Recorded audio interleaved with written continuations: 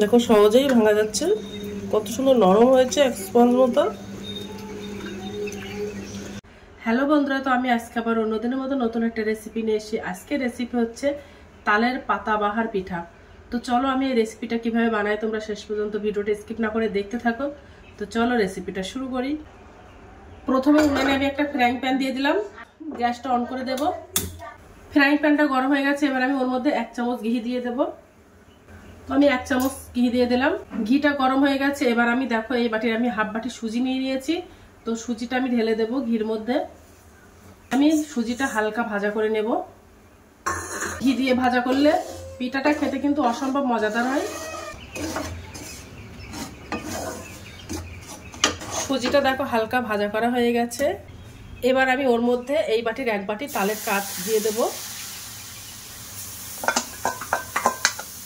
দিয়ে উনানের জালটা একদম লো করে দিয়েছি। দিয়ে বেশ সুজিটা এবার রান্না করে নেব। এই তাল দিয়েই রান্না করে একটা ডো বানিয়ে নেব। আর ওর মধ্যে 1 থেকে 2 চিমটি মতো একটু লবণ দিয়ে দেব। লবণটা দিলে এই মিষ্টিটা খেতে খুব ভালো লাগে।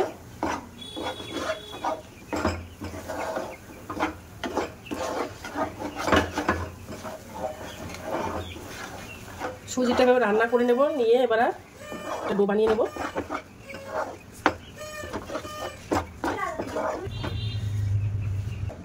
দেখো ডোটা বানানো হয়ে গেছে, কত সুন্দর, নাও শক্ত নাও নরম করে দেখো ডোটা বানিয়ে নিয়েছি।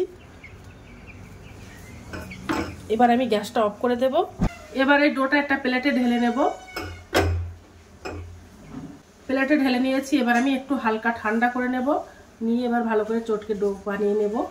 এবার ডোটা বেশ একটু হালকা ঠান্ডা করে নিয়ে এবার আমি চটকে ভালো করে একটা ডো বানিয়ে নেব। এবার আমি ওর মধ্যে হাফ চামচেরও কম একটু বেকিং পাউডার দিয়ে দেব। দিয়ে ডোটা এবার ভালো করে চটকে মেখে নেব। এবার সুজিটা চটকে মেখে একটা ডো বানিয়ে নেব।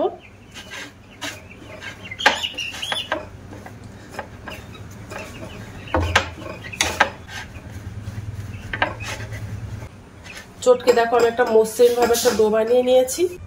এবার আমি পিঠাগুলো সব বানিয়ে নেব। এর থেকে আমি একটা ছোট্ট করে একটা লেচি কেটে নেব।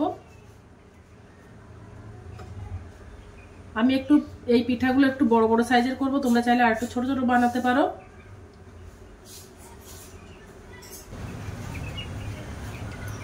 দেখো ডোটা আমি গোলাকার করে নিয়েছি। এবার একটু চ্যাপটা মতো করে নিয়েছি।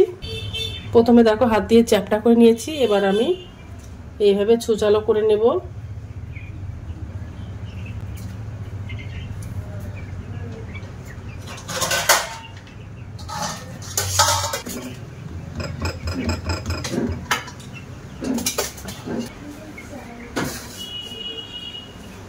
দেখো এইভাবে বানিয়ে নিয়েছি প্রথমে।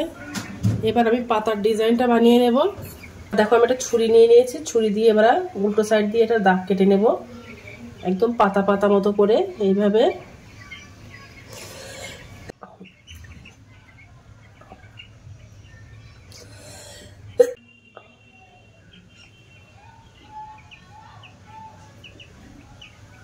দেখো এইভাবে দিয়ে দিয়েছি। দেখেছো কত সুন্দর হয়েছে। তো বাদ বাকি পিঠাগুলো সব আমি এভাবে বানিয়ে নেব।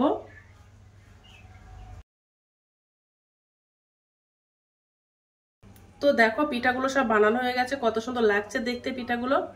এবার আমি পিঠাগুলো সব ভাজা করে নেব। তেলটা গরম হয়ে গেছে, এবার আমি পিঠাগুলো একটা একটা করে দিয়ে দেব। সব পিঠাগুলো একটা একটা করে দিয়ে ভাজা করে নেব। দেখেছো কত সুন্দর লাগছে পিঠাগুলো দেখতে।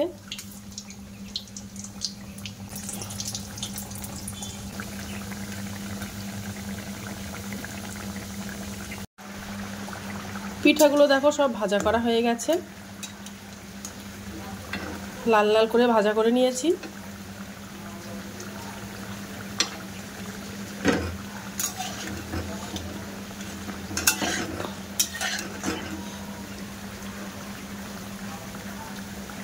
পিঠাগুলো সব ভাজা করা হয়ে গেছে, এবার আমি একটা চিনি শিরা বানিয়ে নেব। দেখো আমি একটা উনানে কড়াই দিয়ে দিয়েছি। তো কড়াইতে আমি এই বাটির আমি হাফ বাটি চিনি দিয়ে দেবো। এর মধ্যে 200 গ্রাম চিনি আছে। আর ওই বাটির আমি হাফ বাটি জল দিয়ে দেবো, দিয়ে একটা চিনি সিরা বানিয়ে নেব। এবার চিনিটা বেশ ভালো করে গলিয়ে নেব, গলিয়ে ঘন করে একটা চিনি সিরা বানিয়ে নেব।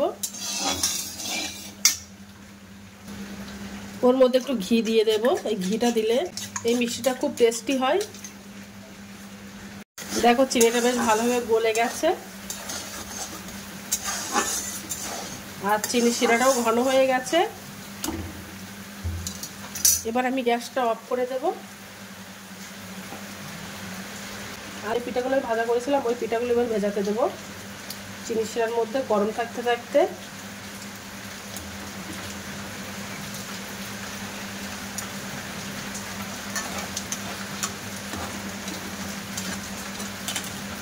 এবার একটু উল্টে দেবো।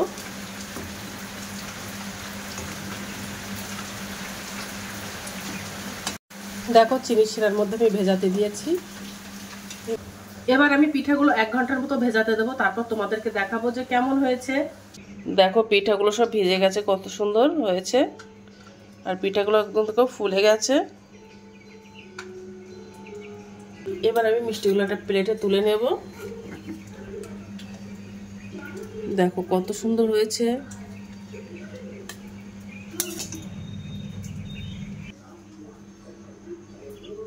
এবার একটু চামচ দিয়ে কেটে দেখাবো যে কেমন হয়েছে। দেখো সহজেই কেটে যাচ্ছে।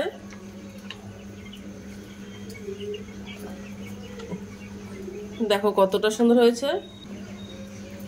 দেখো হাত দিয়ে ভেঙে দেখাচ্ছে কতটা সুন্দর হয়েছে, একদম সহজেই ভেঙে যাচ্ছে। কতটা রসালো হয়েছে ভিতরটা।